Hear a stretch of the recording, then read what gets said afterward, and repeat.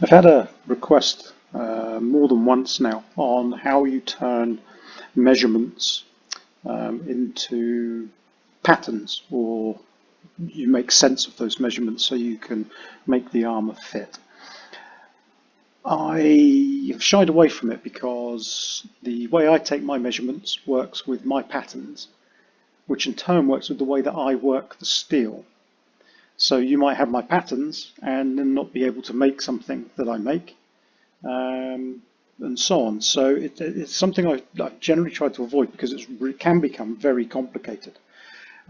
But something I've realized over time is that there are a core set of rules around each limb or each measurement, or around each part of the body, that if followed and used as a core set of rules, you shouldn't go too wrong. So what I thought I'd do is, rather than break out the measuring sheets that I have and so on, I'll show the core set of rules on a particular limb that I use and how I translate those into my patterns, or make sense of them rather, so I can make the armour. So the first one I thought I'd look at would be the Vambrace. Now, like I say, I've got a printed sheet that I use now, but when I started, all I would do is make a circle for the shoulder. There's the arm, elbow, the forearm, and the hand.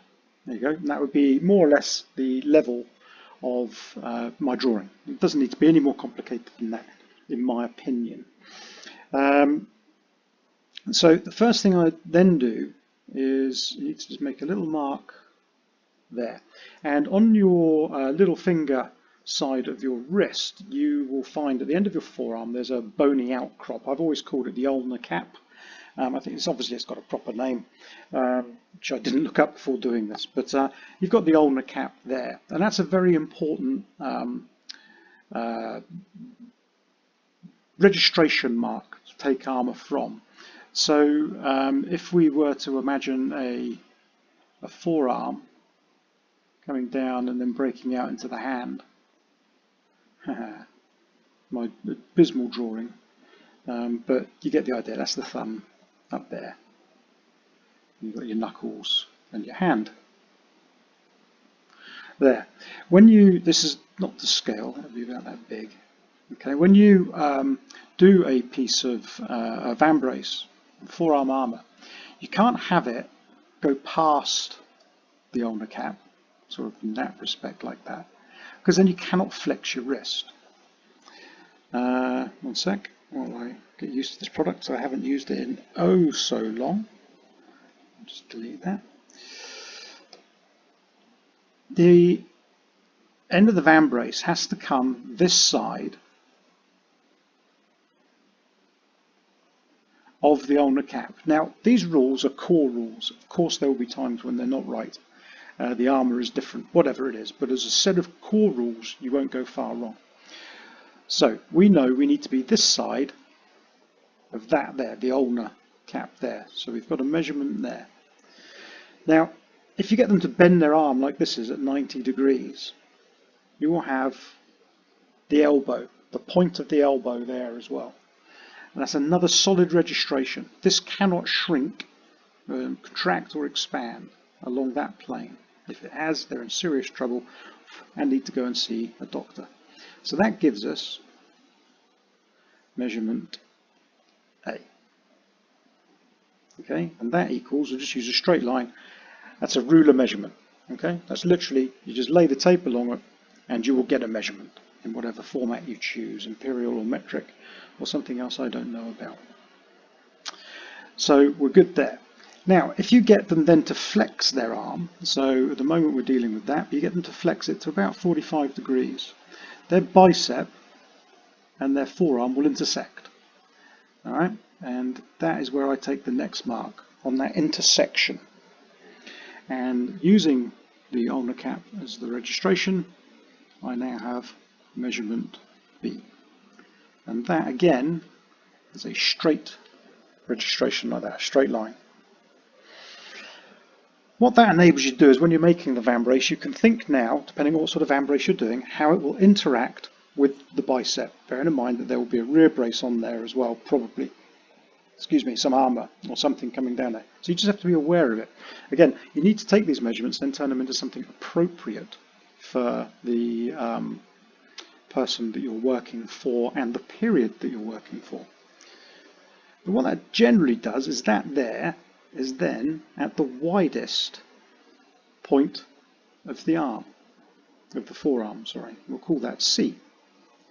Now C is a circumference, and just do it like this for the minute. You've got front to back and side to side. Now you have to come up with a measure the system so you know which is side to side and which is front to back.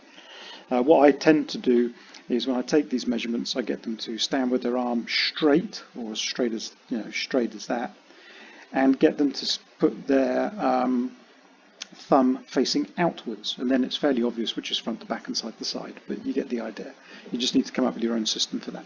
And you need that, my little natty drawing, to be a calipered measurement.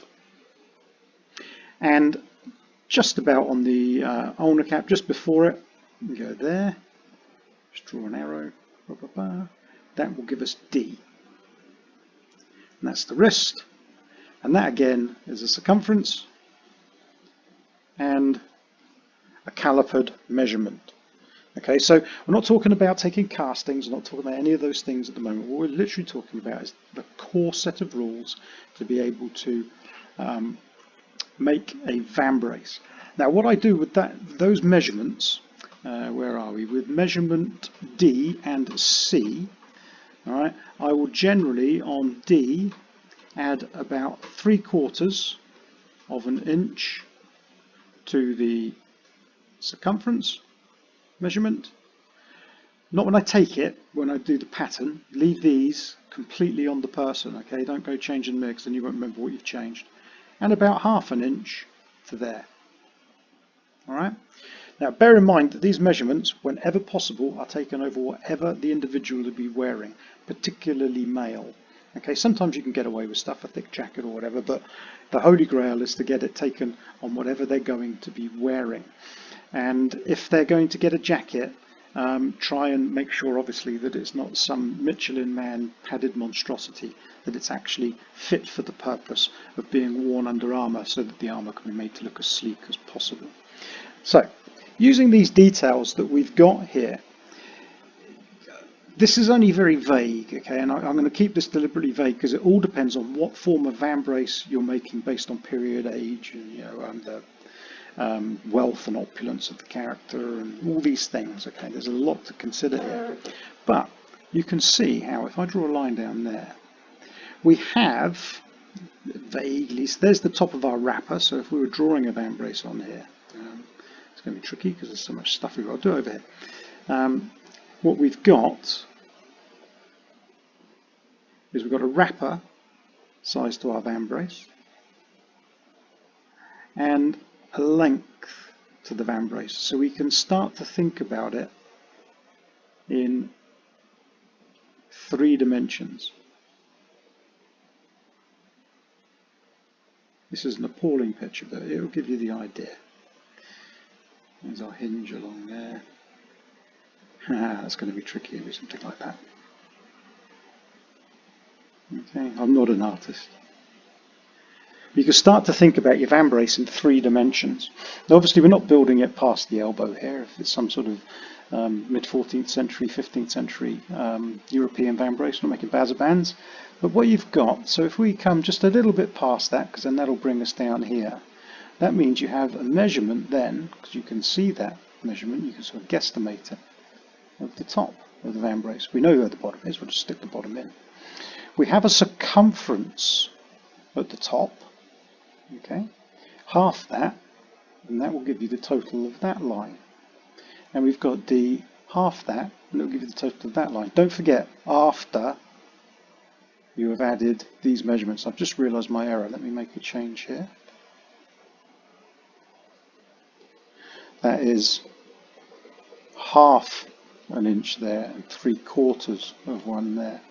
So that will give you, taking half of that total measurement, that, and then you can do the same down here on D, and you will get that measurement there. And you have got the beginnings of your Vambrace. Your wrapper, look, you've got that measurement already, is B.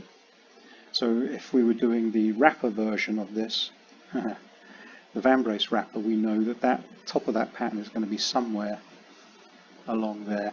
And then you can make all your style changes, you know, based on the way that you make stuff. Maybe you'll scallop it. I'm exaggerating that quite a bit. But you know, you might scallop it like that. You might flare the ends out.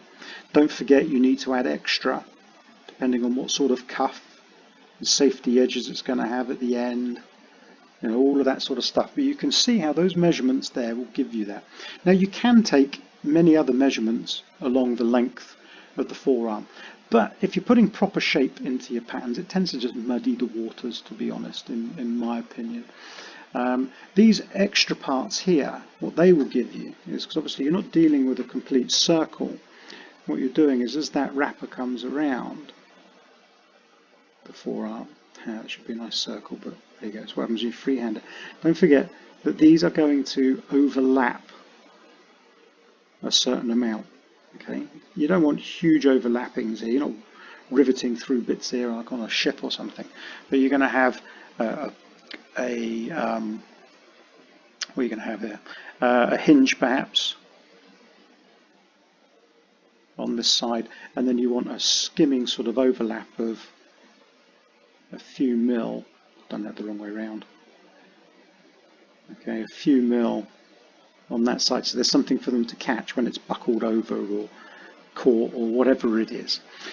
So that's what these measurements will give you. You might find you need to add more. I used to add just a straight inch to it and then end up creating a Vambrace probably big enough to be a greave and then carve it back. But I'm happy with these now with the way that I make stuff. But you'd have to experiment with that. But anyway, back to the point. You can see how these 4 key measurements will give you enough to be able to start working it out and making your patterns and then going from there. It'll take a bit of experimentation, a bit of work, but you know, you'll make it your own and you'll go from there. But I would consider these the sort of core rules for making armour on a forearm. And then you can do a sort of you know, an E, an F, no, going to be too fast with an E, an F, a G, and so on, whatever else you think is necessary beyond those core rules based entirely upon what you're doing. So look, I hope that was helpful, and I'm going to try and do a series of them using this technique, and hopefully it will build up and we'll choose a limb or a bit of something each time and go on from there and build up a series of measurements sort of videos. If they're helpful, let me know if it is helpful. I hope it is, because this was a nightmare for me. I found it very, very difficult. So hopefully this will help. As ever, a short appeal for my coffee page. I did film this earlier on my normal camera, but because I didn't have the lighting that I'm saving towards, it just looked awful. I thought, I'll tell with that. And I remembered that my daughter has this, so I pinched this while she's gone to bed. So that I can do this on here and see where we end up.